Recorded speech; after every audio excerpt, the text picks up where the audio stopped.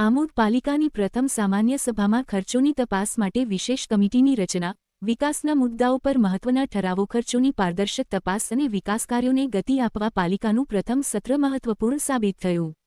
આમોદ નગરપાલિકાના નવનિયુક્ત સભ્યોની પ્રથમ સામાન્ય સભા પાલિકા પ્રમુખ મહેન્દ્ર દેસાઈના અધ્યક્ષસ્થાને પાલિકા સભાખંડ ખાતે યોજાઈ હતી. સભામાં નગરના વિકાસ, વહીવટી કામગીરી અને વિવિધ જાહેર હિતના મુદ્દાઓ પર વિસ્તૃત ચર્ચા કરવામાં આવી હતી તેમજ જરૂરી ઠરાવો પસાર કરી બહાલી આપવામાં આવી હતી. સભામાં સૌથી વધુ ચર્ચાસ્પદ મુદ્દો તત્કાલીન મુખ્ય અધિકારી દ્વારા ગત સામાન્ય સભાની મંજૂરી તેમજ ત્રિમાસિક હિસાબોને બહાલી મળ્યા વગર કરવામાં આવેલા વિવિધ ખર્ચાઓનો રહ્યો હતો. સભ્યોએ આ ખર્ચાઓ અંગે ગંભીરતા વ્યક્ત કરતા સર્વાનુમતે વિશેષ તપાસ સમિતિની રચના કરવાનો નિર્ણય લીધો હતો. આ સમિતિમાં પાલિકા પ્રમુખ, ઉપપ્રમુખ, કારોબારી અધ્યક્ષ, મુખ્ય અધિકારી તથા વિપક્ષના નેતાનો સમાવેશ કરવામાં આવ્યો છે. સમિતિ તમામ ખર્ચ તથા સંબંધિત દસ્તાવેજોની વિગતવાર ચકાસણી કરશે.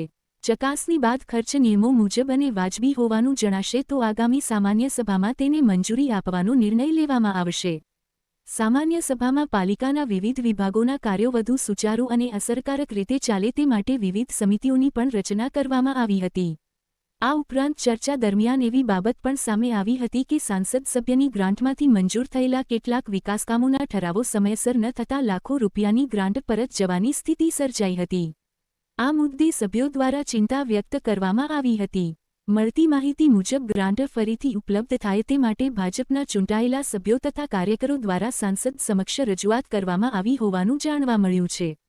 આમોદ પાલિકાની પ્રથમ સામાન્ય સભામાં મહિલા સભ્યો ઉપરાંત તેમના પતિઓ પણ મોટી સંખ્યામાં ઉપસ્થિત રહ્યા હતા. ભાજપ અને કોંગ્રેસ બંને પક્ષોના કાર્યકરોની નોંધપાત્ર હાજરીને કારણે સભાખંડમાં વિશેષ બેઠક વ્યવસ્થા કરવાની ફરજ પડી હતી. સામાન્ય સભા દરમિયાન ગત બોર્ડના ત્રિમાસિક હિસાબોને બહાલી આપવા અંગેની ચર્ચા વખતે કેટલાક વિપક્ષી સભ્યો દ્વારા શાસક પક્ષના સભ્યો પાસેથી માર્ગદર્શન અને સલાહ માંગવામાં આવી હતી. સભા દરમિયાન વારંવાર સલાહ લેવાની ઘટનાએ ઉપસ્થિતોમાં ચર્ચાનો વિષય ઊભો કર્યો હતો. આજરોજ તમારી પહેલી સામાન્ય સભા હતી તે અનુસંધાને શું કહેવાનું? આજ રોજ આમોદ નગરપાલિકાની સામાન્ય સભા બોલાવવામાં આવેલી હતી. ખૂબ જ ઉત્સાહ સાથે 23 સદસ્યો હાજર હતા. જે કંઈક અમે ઠરાવો કરેલા છે સર્વોન્નમતે મંજૂર કરવામાં આવેલા છે અને બધા લોકોએ પ્રતિજ્ઞા લીધેલી છે કે આમોદ ગામનો વિકાસ કઈ રીતે થાય એના માટે તમામ સદસ્યોએ એ બાબતની અંદર સહમતિ આપેલી છે અને સારી રીતે કામ થાય, 5 વર્ષ સારી રીતે પૂર્ણ થાય, ગામ વિકાસ થાય એવી અમારી અપેક્ષા છે. ગત કારોબારી સભાથી 25/4/2024ના રોજ તેની અંદર વિષય નંબર 3 અને ઠરાવ નંબર 13 અનુસંધાને શું કહેવા માગો છો? ગત બોર્ડની અંદર એટલી કારોબારી સમિતિનો પ્રશ્ન નથી. ગત બોર્ડની અંદર છેલ્લા 15 માસના ખર્ચનો સવાલ છે. જ્યારે એ મિટિંગમાં મૂકવામાં આવ્યું ત્યારે તમામ લોકોએ બેસીને એક નિર્ણય કર્યો કે આ ખર્ચ બાબતની અંદર પ્રમુખશ્રી, ઉપપ્રમુખશ્રી, કારોબારી અધ્યક્ષ અને વિરોધ પક્ષના નેતા અને બેસીને એક કમિટી બનાવીને આ જે કંઈ ખર્ચા થયા તેનું મૂલ્યાંકન કરવામાં આવશે અને ત્યાર પછી નિર્ણય લેવામાં આવશે. એમ મુખ્ય અધિકારી ગયા ટર્મમાં હતા, અત્યારે મુખ્ય અધિકારી બદલેલા છે, નવું બોર્ડ બેઠેલું છે. એના કારણે અમે કમિટી બનાવેલી છે. જે જગ્યાએ ઉણપ હશે એ જગ્યાએ ઉજાગર કરવામાં આવશે. જે કામ કમ્પ્લીટ થયેલા છે એને બહાલી નહીં મળેલી હોય તો જે લીગલ પ્રોસેસ હશે તે કરીને અમે લીગલ પ્રોસેસ કરીને કાર્યવાહી કરીશું. ગત બોર્ડમાં 1 વર્ષથી સામાન્ય સભા નથી બેઠી અને એની અંદર જે વિકાસના કામો થયા છે અને એ કામોનું ચૂકવણું પણ થઈ ગયેલું છે. જે અનુસંધાને શું કહેવા માગશો?